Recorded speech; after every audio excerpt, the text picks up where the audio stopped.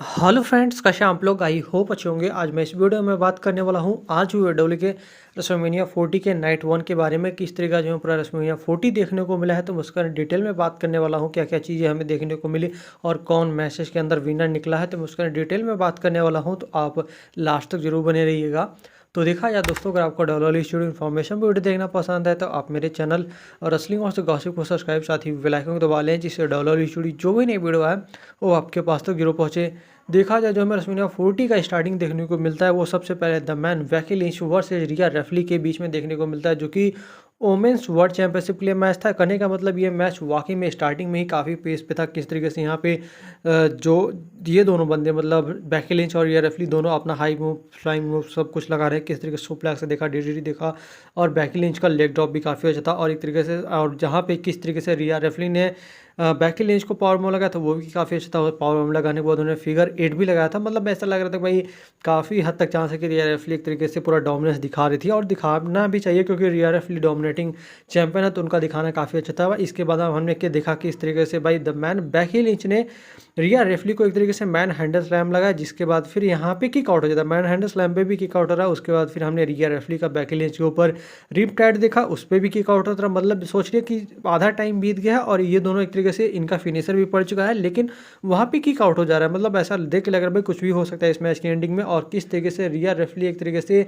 Man handle slam, मतलब जब Becky Lynch का एक तरीके से वो अपना फिनिशर लगाती है, तो उसको भी एक तरीके से काउंटर करती है। उसके बाद फिर यहाँ पे आता है रिप टाइड, और एक बार नहीं बल्कि दो दो बार रिप टाइड आता है, जिसके बाद रिप टाइड लगा के इस मैच में विक्ट्री लेती है। मतलब पिन करके रिया रिप्ली ने बेकी लिंच को हरा दिया है, और वो सक्सेसफुली अपना WWE का वुमेन्स वर्ल्ड चैंपियनशिप को रिटेन कर लिया, जो कि कह सकते हैं भाई रिया रिप्ली के लिए काफ़ी अच्छी बात है। मेरा प्रेडिक्शन बेकी लिंच के साथ है, लेकिन मैं यहाँ पे भी खुश हूँ कि भाई बेकी लिंच नहीं जीती तो कोई बात नहीं, लेकिन रिया रिप्ली के लिए काफ़ी अच्छी बात है कि रिया रिप्ली डोमिनेटिंग बंदी है, और उन्होंने डोमिनेटिंग फैशन में एक तरीके से चैंपियनशिप को रिटेन किया। तो रिया रिप्ली के लिए काफ़ी अच्छी बात है। उसके बाद फिर जो अगला हमें शो पे मैच देखने को मिला है, ये था अनडिस्प्यूटेड टैग टीम चैंपियनशिप के लिए मैच, जो था 6 पैक लैडर मैच।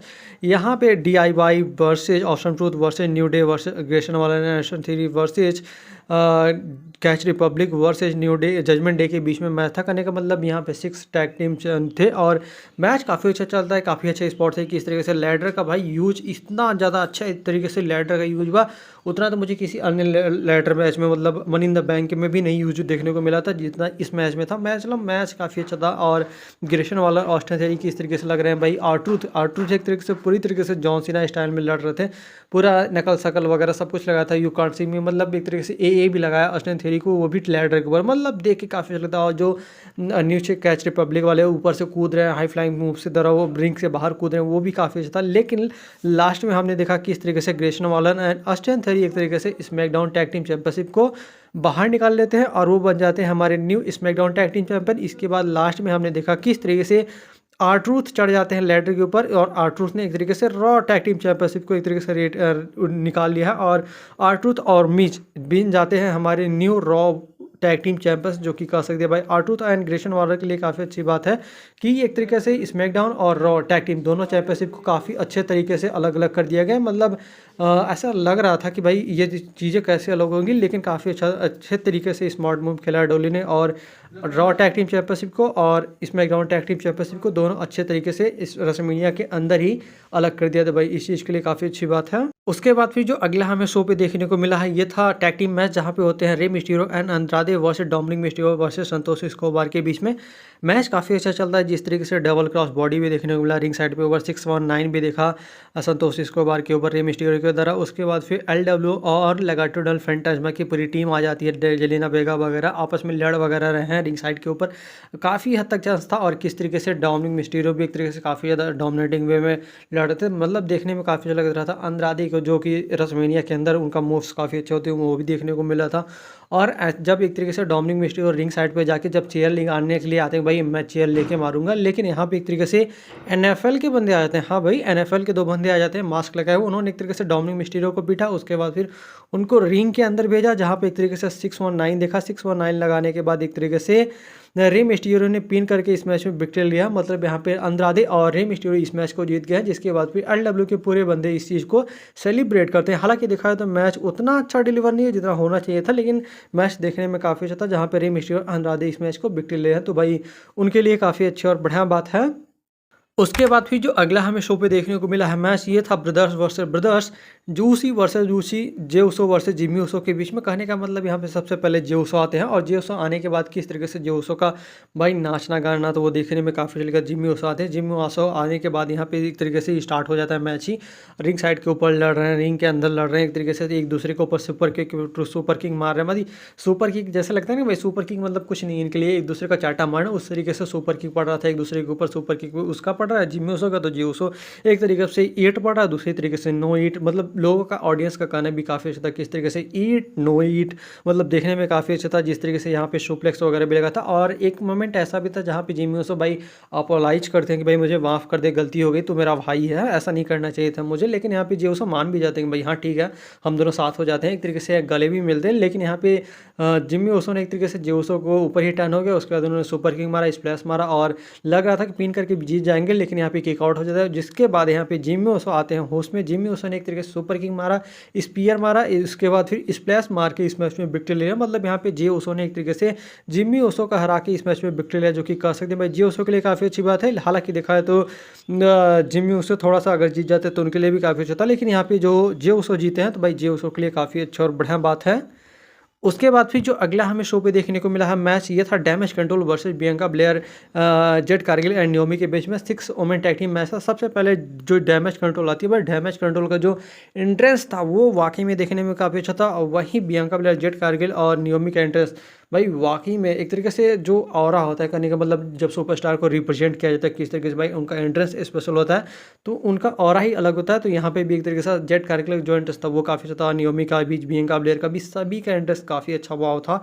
और एक तरीके से आने के बाद यहाँ पे सबसे पहले तो भाई किस तरीके से बियंका ब्लेयर और नियोमी ने बजाया, उसके बाद फिर जेड कारगिल ने भी एक तरीके से डैमेज कंट्रोल के बंदियों को बेटा किस अपडेट भी देखा, डीओटी देखा। उसके बाद फिर जेड कारगिल एक तरीके से फिनिशर आता है, जिसके बाद फिर पिन करके उन्होंने इस मैच में विक्ट्री ले लिया। मतलब बियंका ब्लेयर, जेड कारगिल और नियोमी इस मैच में विक्ट्री ले ली है, जो कि कह सकते हैं भाई इन तीनों के लिए काफ़ी अच्छी बात है। और डब्ल्यू ने काफ़ी अच्छे तरीके से इनको रेसलमेनिया के अंदर प्रेजेंट किया, तो भाई इनके लिए काफ़ी अच्छी और बढ़िया बात है।